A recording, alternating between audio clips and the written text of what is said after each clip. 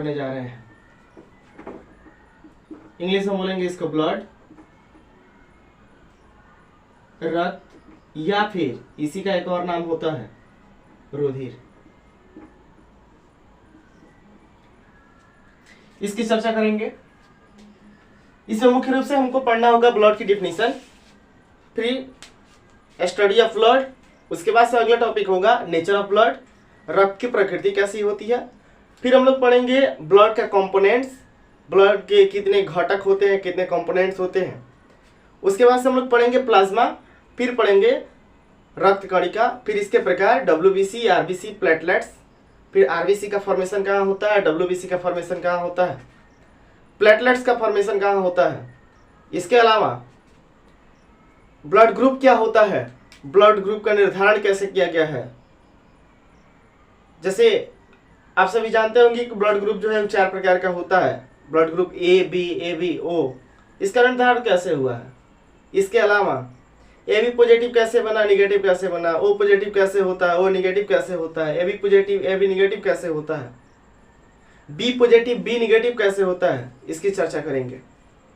RH factor क्या है, कौन किससे ब्लड ले सकता है, कौन किसको ब्लड दे सकता है, सबके बारे में जो है चर्चा इसी टॉपिक में किया जाएगा। तो सबसे पहले हम शुरू करते हैं रक्त के डिफिनीशन से।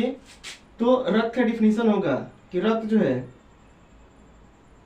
रक्त एक तरल संयोजी ऊतक होता है, संयोजी ऊतक होता है। तरल कहने का मतलब है कि जो द्रव के रूप में होता है, और संयोजी कहने का मतलब होता है जोड़ने वाला, और ऊतक जो है कोशिकाओं का समूह होता है। ऐसा ऊतक होता है जो द्रव के रूप में होता है, उसी को क्या बोलेंगे, ब्लड। अभी इसी का एक और नाम होता है परिवहन ऊतक, परिवहन ऊतक। रक्त को परिवहन ऊतक के नाम से इसलिए जाना जाता है क्योंकि शरीर में जो है ऑक्सीजन को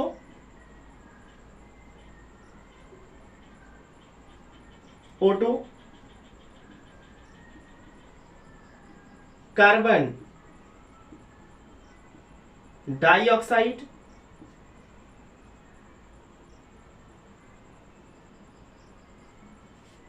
CO2, इसके अलावा अन्य में भी जो है पोषक पदार्थ होता है, अन्य पोषक पदार्थों को ढोता है। इसीलिए रक्त का नाम दे दिया गया है परिवहन ऊतक।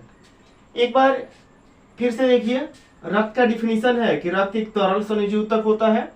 इसे परिवहन ऊतक के नाम से जाना जाता है क्योंकि यह शरीर में ऑक्सीजन, कार्बन डाइऑक्साइड तथा अन्य पोषक पदार्थों को ढोने का कार्य करता है, इसीलिए इसको बोला जाएगा परिवहन ऊतक।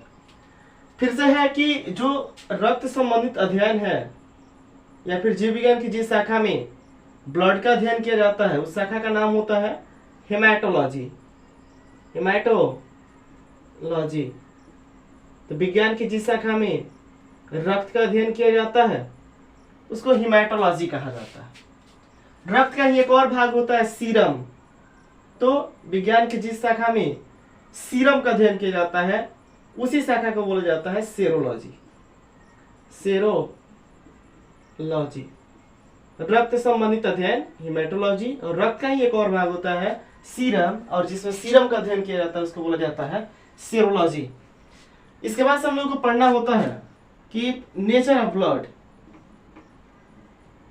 नेचर ऑफ ब्लड, रक्त की प्रकृति। यदि रक्त की प्रकृति को देखा जाए तो रक्त जो है गाढ़ा होता है, चिपचिपा होता है,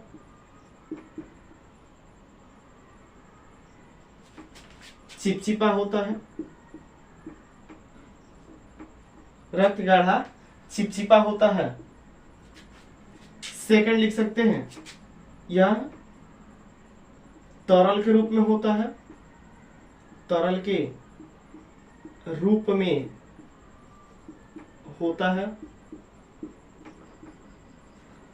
तीसरा लिख सकते हैं, यह जल से भारी होता है, जल से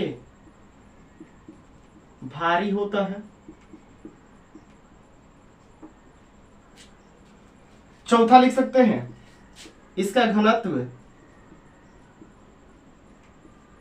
जल से अधिक होता है, जल से अधिक होता है। अगला लिख सकते हैं, यह क्षारीय प्रकृति का होता है, क्षारीय प्रकृति का होता है। इसी में हम अगला लिख सकते हैं, इसका पीएच मान, इसका पीएच मान 7.4 होता है। 7.4 पीएच होने के कारण ही इसकी प्रकृति जो है क्षारीय होती है। जिस विलयन का पीएच मान जो है 7 होता है, सामान्यतः वह विलयन जो है उदासीन होता है, तथा जिस विलयन का पीएच मान जो है 7 से कम होता है, सामान्यतः वह विलयन जो है अम्लीय होता है। यहाँ पे जो है ब्लड का पीएच मान 7.4 है, इसीलिए ब्लड की प्रकृति कैसी है, क्षारीय है। इसको रिपीट करते हैं एक बार। रक्त जो एक तरल खनिज ऊतक होता है, इसको परिवहन ऊतक के नाम से इसलिए जानते हैं क्योंकि यह शरीर में ऑक्सीजन, कार्बन डाइऑक्साइड तथा अन्य पोषक पदार्थों को ढोते रहता है। रक्त संबंधित अध्ययन जो है हिमेटोलॉजी में किया जाता है, हिमेटोलॉजी में किया जाता है। इसके बाद से फिर पढ़े कि रक्त की प्रकृति, नेचर ऑफ ब्लड। सबसे पहला इसमें लिखा गया है कि रक्त जो है गाढ़ा चिपचिपा होता है। सेकेंड, यह तरल के रूप में होता है। थर्ड, यह जल से भारी होता है। फोर्थ, इसका घनत्व जो है जल से अधिक होता है। फिफ्थ, यह क्षारीय प्रकृति का होता है। और 6 नंबर है कि इसका पीएच मान जो है 7.4 होता है। आप सभी लोग इसको स्क्रीनशॉट ले सकते हैं।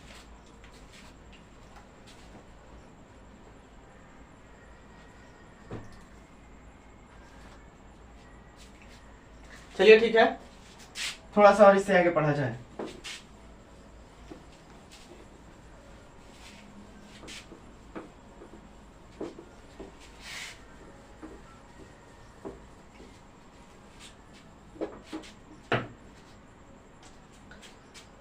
एक अनुमान है कि रक्त जो है शरीर भार का लगभग 7 से 8% भाग होता है। जैसे मान लीजिए कोई शख्स है जिनका वजन जो है 70 kg है। इनमें यदि ब्लड की मात्रा देखा जाए तो 70 का सबसे पहले हम 7% निकालते हैं। 0 से 0 कैंसिल होगा और ये हो जाएगा 4.9। यही 70 का यदि हम 8% कैलकुलेट करें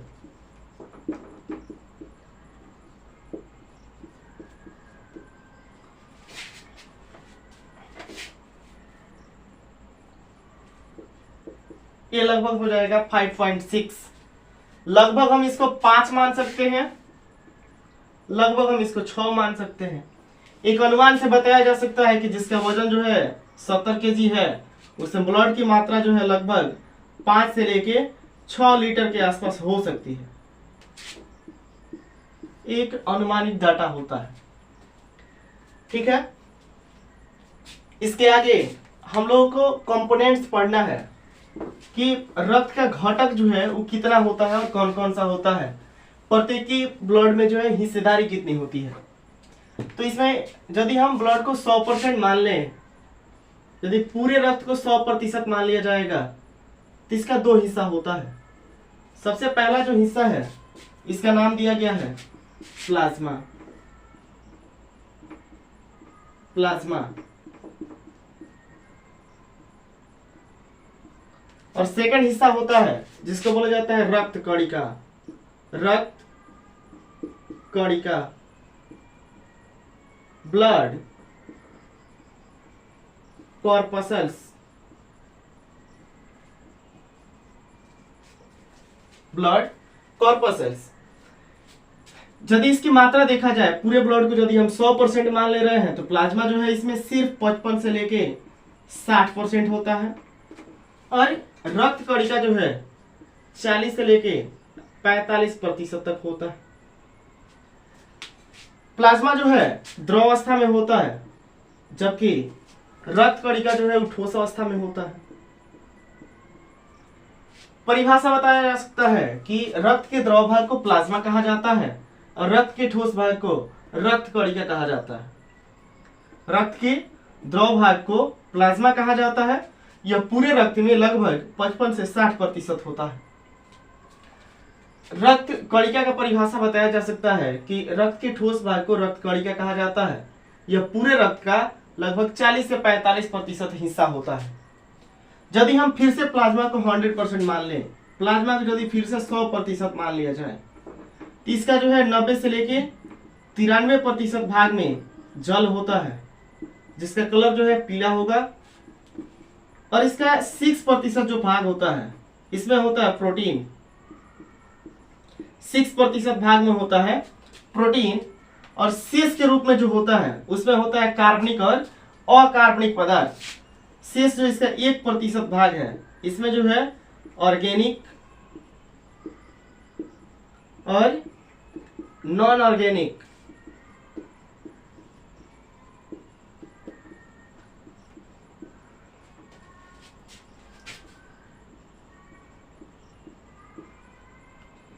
ऑर्गेनिक और नॉन ऑर्गेनिक पदार्थ जो है वो पाया जाता है।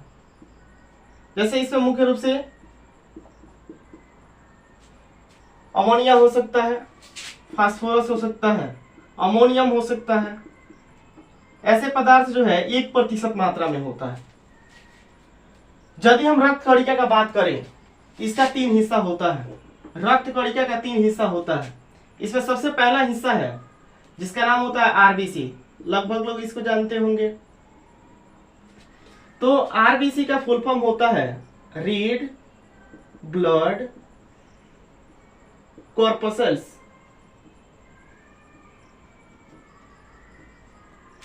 हिंदी में बोलेंगे इसको लाल रक्त कणिका। इसी का एक और नाम होता है, आरबीसी का ही एक और नाम होता है इरिथ्रोसाइट्स। आरबीसी का एक और नाम होता है इरिथ्रोसाइट्स। ये रक्त कणिका का पहला भाग था। दूसरा नंबर होता है डब्ल्यूबीसी। डब्ल्यूबीसी का फुल फॉर्म होता है व्हाइट ब्लड कॉर्पसल्स। हिंदी में बोलेंगे श्वेत रक्त कणिका। इसी का एक और नाम होता है, डब्ल्यूबीसी का ही एक और नाम होता है जिसको बोला जाता है ल्यूकोसाइट्स। ल्यूकोसाइट्स। और तीसरा इसका पार्ट होता है जिसका नाम है प्लेटलेट्स। तीसरा इसका हिस्सा होता है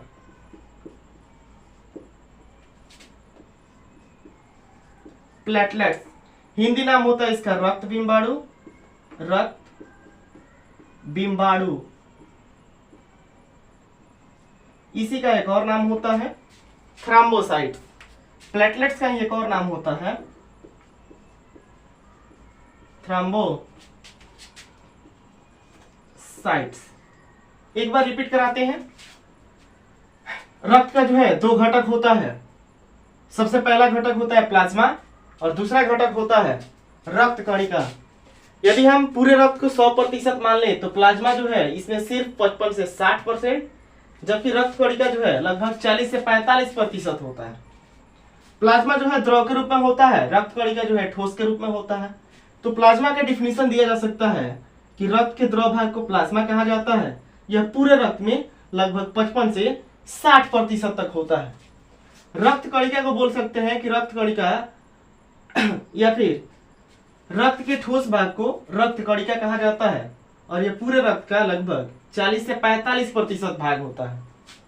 यदि फिर से प्लाज्मा को 100% मान लिया जाए, यदि फिर से प्लाज्मा को 100% मान लिया जाए तो इसका 90 से 93% भाग जल होता है, 6% भाग में प्रोटीन होता है, 1% भाग में कार्बनिक और अकार्बनिक पदार्थ होता है। मुख्य रूप से अमोनिया होगा, अमोनियम होगा, फास्फेट होगा, यूरिया होगा। इसके अलावा यदि हम रक्त कणिका का बात करें तो इसका 90% जो है सिर्फ आरबीसी होता है, 90% हिस्सा। बाकी 10% में जो है डब्ल्यूबीसी होता है और प्लेटलेट्स होता है। तो रक्त कणिका का 3 हिस्सा होता है। आरबीसी फुल फॉर्म होता है रेड ब्लड कॉर्पसल्स, हिंदी में बोलेंगे लाल रक्त कणिका। सिर लिखना भी गलत नहीं है, पर हम यहाँ पे कोशिका ना यूज करके कणिका यूज कर रहे हैं, इसीलिए कॉर्पसल्स लिखना ज्यादा बेहतर है। इसी का एक और नाम होता है एरिथ्रोसाइट्स। और सेकंड नंबर है डब्ल्यूबीसी, फुल फॉर्म लिखा गया है व्हाइट ब्लड कॉर्पसल्स, हिंदी नाम होता है श्वेत रक्त कणिका। इसी का एक और नाम होता है ल्यूकोसाइट्स। और तीसरा इसका पार्ट होता है प्लेटलेट्स, हिंदी नाम लिखा गया है रक्त बिंबाणु, और इसी का एक और नाम होता है थ्रोम्बोसाइट्स। आप लोग इसका स्क्रीनशॉट ले सकते हैं।